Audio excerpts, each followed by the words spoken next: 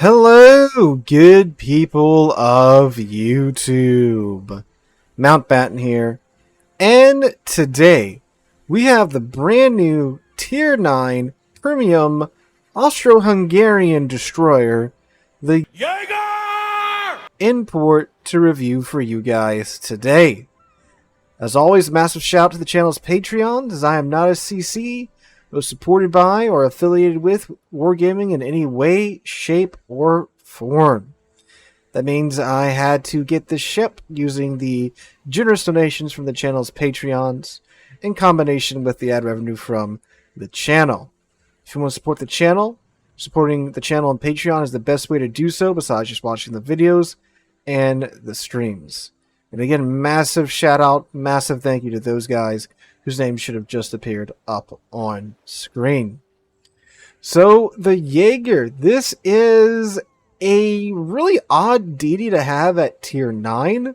Looking at it, you might be thinking, Sealord, surely your dyslexia is kicking in pretty hard. This is like a Tier 6 or Tier 5 destroyer, right? No, buddies. This one is a Tier 9 destroyer. And, yep.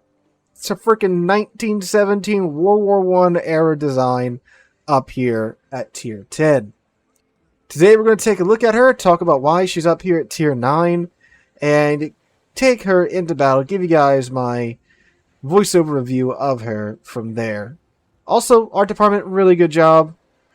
It's a really small ship, but they still managed to get, a ton of small details onto this ship. Alright, so let's go ahead and take a look at the Jager.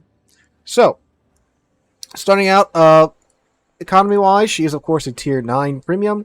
She does get the 10% credit boost and 100% boost to the other XPs, and this is what I was running on her throughout stream. This is after Friday night's live stream. We'll be streaming probably on Tuesday evening. We will most definitely be taking the Jager out again then, but of course, that's the premium economy you get with the ship, well, the package you get with the ship.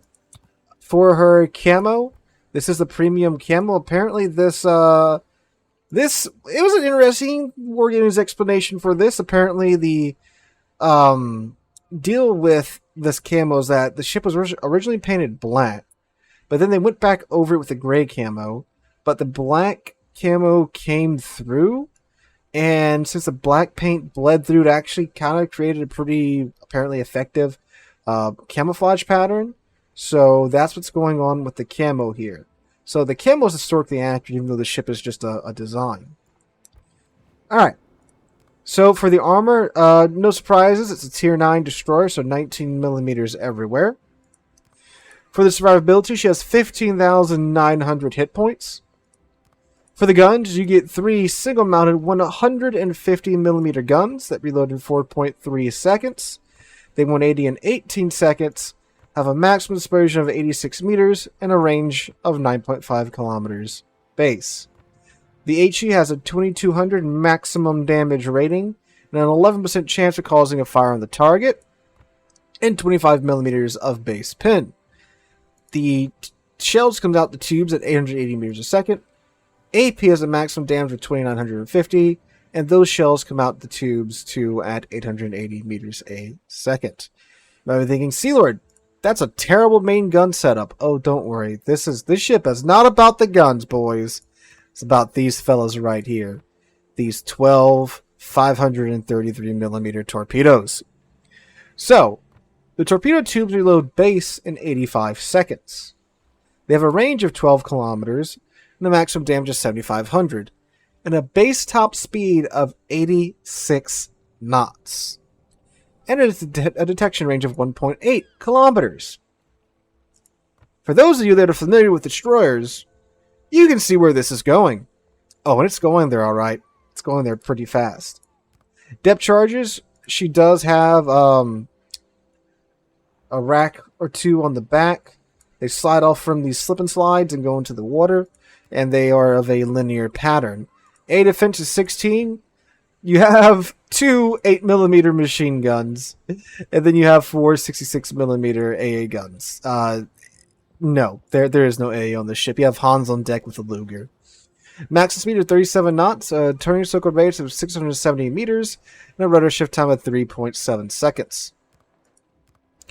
a base concealment range of 6.7 kilometers.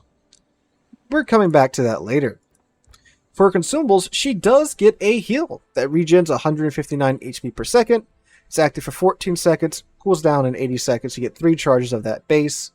And then you also get an engine boost, which increases the speed by 8% for 2 minutes. And of course, damage con that runs for 5 seconds. Alright, I'm going to go ahead and slap my commander and module build on here. I'll meet you guys right back here. Alright guys, so for my commander, I went with preventive maintenance. This decreases the chance of the main turrets and torpedo tubes, steering gears, and engine getting knocked out by 30%. I then went with last stand so that when those modules do get knocked out, the engines and steering gears, they will still work at a reduced rate. I then went with survivability expert to give us another 350 HP per tier. I then went with superintendent to give us another charge of the engine boost and the heal. I'll say the engine boost and the engine boost consumable, not the engine boost and the heal. One more charge of those. I then went with concealment that gave us another 10% boost to our ship's detectability. Then I went with Swiftfish, which gave us a boost to our torpedo speed by 5%. I then went with Fill the Tubes, which gives us a 10% boost to the torpedo tube's reload time. And of course, Adrenaline Rush. That way when we do lose HP, the reload time on the guns and the torpedoes gets a boost of 0.2% for every 1% of HP lost. For the modules, I went with Main Armaments Mod 1, which again reduces the chance of our steering gears, of our main battery guns and the torpedo tubes getting knocked out by 20% and a 50% buff to their survivability and another 20% boost to their repair time. I then went with Engine Room Protection, which this again decreases the chance of our engine or steering gears getting knocked out by 20% and gives us a 20% boost to both of those repair times. I then went with Torpedo Tubes Mod 1, which gives us another 5% boost to the torpedo speed, a 2% boost to the torpedo tube's traverse speed, and a 40% buff to the chance of our torpedo tubes becoming incapacitated. I then went with Propulsion Mod 1 to give us a 50% boost to our acceleration time. Then went with Concealment Mod 1 to give us another 10% boost to our concealment. Finally, I went with Torpedo Tubes Mod 2, which decreased our reload time by 15%, but increased the chance of our tubes becoming knocked out by 50%. So, gentlemen, what this does is that your torpedoes now have a 95 knot top speed, and they now reload in 65 seconds. Oh yeah. Oh yeah, fellas. You can see where this is going. But it gets better. The concealment is now down to 5.4 kilometers. And you have torpedoes that almost go 100 knots. You can see where this is going. I hope you can at least. As far as the survivability goes, we now have 19,050 HP. So guys, I'm going to go ahead and pull up a game. I'll meet you guys there in my voiceover first impressions review of the Jaeger. Alright guys, voiceover Sea Lord here. And wow, the Jaeger. This has to be one of the most surprising ships since the Elbing. If you guys remember back to the Elbing, when the Elbing line was announced, they were pretty much universally dragged across the community because everyone kept focusing on the HE DPM of the guns, how it was terrible, yada yada yada. And then the LB line comes out, and turns out the LB line's pretty solid because they have, god tier AP. The Jäger kind of went through the same thing, where when she was originally released, it was like, oh my god, this is literally a tier 3 destroyer that they're shoving at tier 9 for some reason. It turns out the Jäger, in its original configuration, had pretty solid torpedoes, but absolutely mediocre guns. Well, fellas, we've gotten to the point to where this thing has absolutely fantastic torpedoes and completely mediocre guns. This ship is one of the best torpedo boats in the game. You know what I know? I suck in torpedo boats. But guess what this battleship main could do in this torpedo boat? Get plenty of torpedoes on target and naturally come constantly at the top of the leaderboard. This is one of the most comfortable torpedo ships in the game. It is incredibly easy to get close to your target as long as you're paying attention to things like radar and, of course, where the other DDs are. Well, you outspot, I'm pretty sure, just about everything except maybe some of the Japanese DDs. I'm not 100% sure because, again, not a torpedo destroyer main. But it is downright stealthy. 5.4 kilometers. I was torping other DDs in this. Look how fast these That's things how crazy go. this thing is. It's pretty goofy.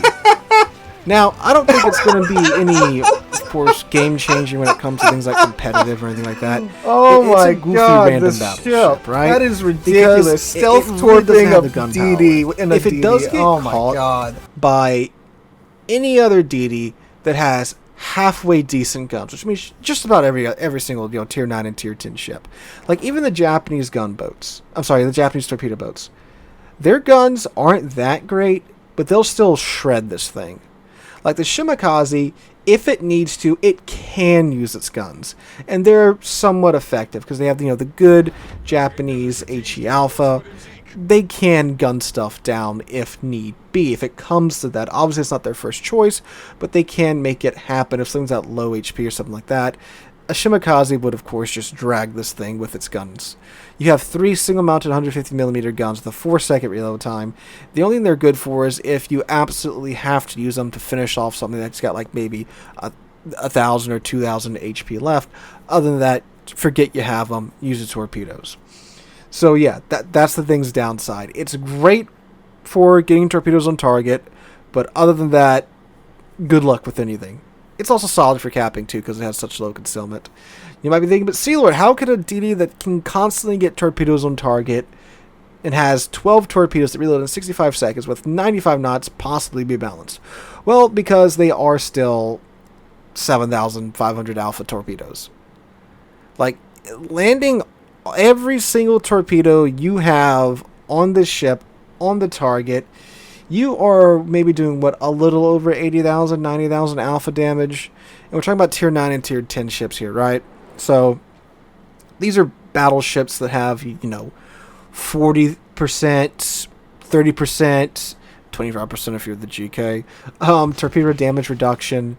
So there's quite a few ships that are going to take that 7,500 alpha and cut it down to like 3,000 and change, right? It's the Pan-Euro torps, right? Soft hitting but fast. This one just has a ton of them and has this really good reload time. Now, keep in mind, too, you can also take Jersey Swirsky with this, and for every 8 torpedo hits, you get not for 8 torpedo hits, for not every 8 torpedo hits, but for 8 torpedo hits, you get a 5% boost to your torpedo reload time. So, you can get that 65-second reload time down even further with Jersey Swirsky, and it's really easy to get 8 torpedo hits with the Jäger. I didn't have him on my Jäger because I wasn't aware of that until about I think my third or fourth Jäger game on stream. At that point, it's like, well, I don't want to pay to respec Swirsky just for 1 or 2 more games because we're moving on stream. Now, this is a really good torpedo boat, especially for newer torpedo DD players. It's got a heel, so if you screw up a little bit, you get caught by a DD, they rip you up a bit, you can still run away with the engine boost, but it's not the end of the world because you have the heel. So it's very forgiving to play. That, however, in my opinion, isn't the main attraction of the Jäger. The main attraction of the Jäger is that this is a Tier 9 premium ship that you can get for darn near free. So, the event that this is in, it's another one of the campaign events, just like the Brisbane event. You go to the armory, you sign up for the campaigns, the featured thing in the armory right now, and you just start doing the missions. Fellas, the missions can be done in every single mode except for operations and co-op, including asymmetrics. So, what are you doing? Go get yourself a Jäger. And by the way, you can do these missions, as of right now, at the time of recording, at your own pace. You can just grind through them if you want. They're not time locks like the Brisbane missions are, at least from what I've seen, from what I've been told. And on top of that, too, you need, well, because they give you a coupon that lasts for a week. with the coupon, that takes the cost down to 350 of the tokens that you can earn. You can get 150 of these tokens for resources. For 24 million credits, 30,000 coal, 160 free XP, and 2,000 steel, you can just get 150 of those tokens. Which means that you only need to get 200 tokens from the missions, which I believe you can actually do. If it's not 200 on the dot, it's a little bit under, so that means you have to go to the armory to get the containers, buy a couple of the random bundles, not the containers, my bad, the random bundles, and then you'll have enough to get the Jaeger. But keep in mind, that's a Tier 9 premium ship that you can get for maybe 2,000, 3,000 doubloons, because the random bundles only cost 700 dubs each. So, yeah, keep in mind that this is a ship that once it gets added to the premium shop, it's going to cost 80-something bucks. Or a ton of whatever resource they put it up for because it's a Tier 9. But right now, you can get it for a little to nothing in comparison to a Tier 9 premium ship. Now, of course, this is a torpedo boat. It's not the usual gameplay style that I know a lot of you that watch my channel are comfortable with, but it's still a darn near free Tier 9 premium ship in an event that's actually a pretty darn good event. So, if you're wondering, like, my overall, if you haven't told, I do quite like the thing, but overall, numerically, where does this thing sit? So you can make up your mind if you want to go grind this thing right now. Again, you can do the missions as of the time of recording in asymmetric battles. So, again, that's against bots right now that are very easy to farm and get potential damage with. But anyway, overall, the Jaeger, in my opinion, is a 7 out of 10. It is an extremely comfortable torpedo boat. The torpedoes are very easy to get on target. They're fast, which means, again, you don't have to wait forever for them to get there, so obviously leading them isn't as hard. You get 12 of them. They reload in 65 seconds with a proper build. You get the heal, you get the engine boost. Those are two very big ups for the ship. 5.4 kilometer concealment if you build into it. Everything else about the ship is freaking terrible, alright? The gun power, it's terrible. AA is terrible. The ASW, it's aight. It's not. I guess that part's not terrible, but of course you have no gun power. So if you do have to use them, you're pretty much screwed. Again, unless you just need to knock like 1,000 HP off of whatever it is that you're fighting at that point. But yeah, this is one of those goofy fun ships, right? Like, this probably won't have much place in competitive. Maybe ranked, because ranked is ranked. But it's a goofy ship. It's a fun ship. It's a Tier 9 you can get for darn near free, if not free. Again, at the time of recording. So, yeah, guys. We got a really fun ship here. It's in a good event. You can get it for pretty much free. I'd recommend grinding out the missions, trying to get the tokens. If you got the resources to get the tokens as well, heck yeah, try to go for it. I believe for this week with the coupon, it is possible to get it for free. After this week, you will have to buy some of the random bundles, but even then, again, at that point, we're talking about, a Tier 9 premium that's at maybe a fourth of the normal cost. So, yeah. That's my 2 cents on the Jaeger, guys. Let me know what you guys think in the comments down below. Hope you guys have a wonderful Saturday, wonderful rest of your weekend. If you did enjoy, make sure to subscribe to the channel.